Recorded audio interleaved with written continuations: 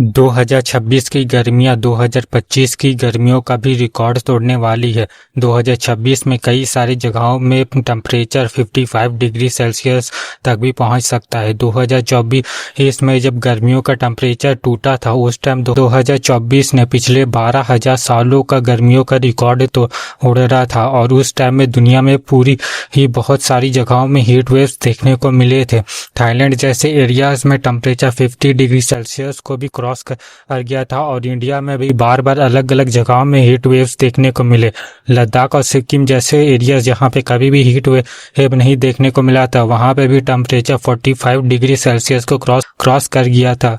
और अमेरिका के California state में सबसे मैसिव टेम्परेचर 52 डिग्री सेल्सियस का देखने को मिला था। और इस साल ही जो 2026 की गर्मियाँ होंगी वो 2024 के गर्मियों का भी रिकॉर्ड तोड़ देंगी और जो टेम्परेचर होगा वो कई जगहों में टेम्परेचर 55 डिग्री सेल्सियस को भी क्रॉस करेगा, जिसकी वजह से पूरी दुनिया 55 डिग्री सेल्सियस को भी क्रॉस करेगा। और ये सब कुछ होगा ग्लोबल वार्मिंग और क्लाइमेट चेंज के वजह से। और सिर्फ यही नहीं बल्कि क्लाइमेट चेंज के वजह से इस साल भी जो बर्फ़ पे पिघलने की जो गति है वो पिछले सालों के मुकाबले काफ़ी ज़्यादा होगी। और अब हम नोटिस कर रहे हैं कि हर पिछला साल से ज़्यादा गर्म आगने वाला साल होने वाला है। मतलब कि 2022 की गर्मियों का रिकॉर्ड 2024 ने तोड़ा, 2024 का गर्मियों का रिकॉर्ड 2026 ने तोड़ा। मतलब कि एक साल के बाद दूसरा साल गर्मियों का रिकॉर्ड बस तोड़ता ही जा रहा है। और इन सभी चीज़ों की वजह है कार्बन एमिशन और क्लाइमेट चेंज और ग्लोबल वार्मिंग। और ग्लोबल वार्मिंग हो रही है ज़्यादा कार्बन एमिशन की वजह से। जैसे कि अभी के टाइम में जो क्रूड ऑयल और इलेक्ट्रिसिटी चलती है उससे कार्बन एमिशन होता है।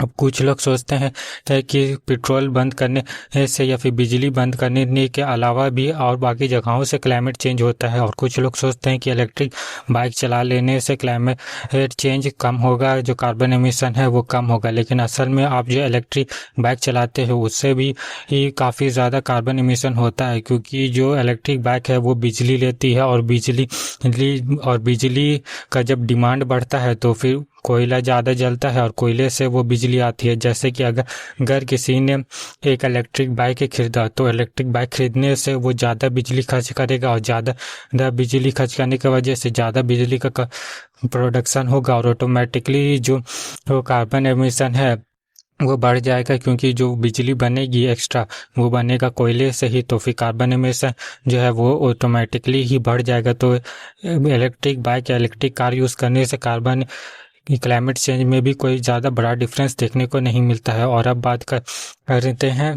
क्रूड ऑयल जैसी चीज़ों की। तो क्रूड ऑयल और बाकी सारी चीज़ों की वजह से क्लाइमेट चेंज तो इंक्रीज़ होता ही है, क्योंकि आप ज़्यादा क्रूड ऑयल इस्तेमाल करोगे तो उससे जो कार्बन इमिशन है वो बढ़ेगा और उससे ऑटोमेटिकली क्लाइमेट चेंज ज़्यादा बढ़ेगा। और कुछ लोग ये सोचते हैं कि पेड़ लगाने से क्लाइमेट चेंज कम होता है, लेकिन असल में पेड़ लगाने से क्लाइमेट चेंज कम नहीं होता है। क्योंकि अगर आप पेड़ लगाने का हिसाब देखो तो एक पेड़ जितना कार्बन इमिशन कंज्यूम करता है और उतना कार्बन इमिशन बहुत ही ज़्यादा कम होता है। एक पेड़ जो होता है वो कार्बन इमिशन को थोड़ा थोड़ा करके सोखता है और उस कार्बन इमिशन को अपने जो तने होते हैं उन तनों में डाल देता है। उस कार्बन इमिशन को ले करके तने बना देता है, पेड़ में कन्वर्ट कर देता है।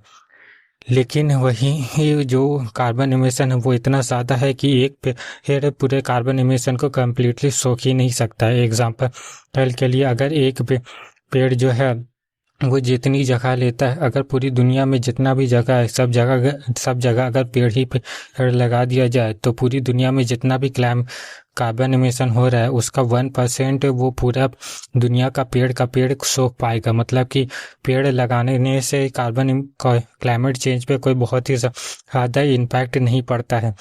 और अगली चीज़ देखने को मिलती है वो पेट्रोल वाली बाइक्स को देखने को मिलता है। कुछ लोग सोचते हैं कि जो पेट्रोल वाली बाइक्स है जो आम इंसान जो चलाता है उससे ही कार्बन एमिशन ज़्यादा होता है और जो बैटरी वाली बाइक्स होती है उससे कार्बन एमिशन कम होता है।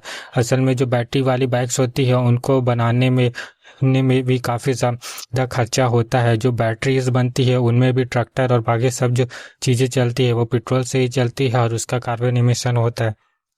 तो आज की इस वीडियो में इतना ही। अगर आपको मेरी वीडियो पसंद आई हो तो वीडियो को लाइक करें, चैनल को सब्सक्राइब करें। मिलता हूँ नेक्स्ट वीडियो में, तब तक के लिए गुड बाय।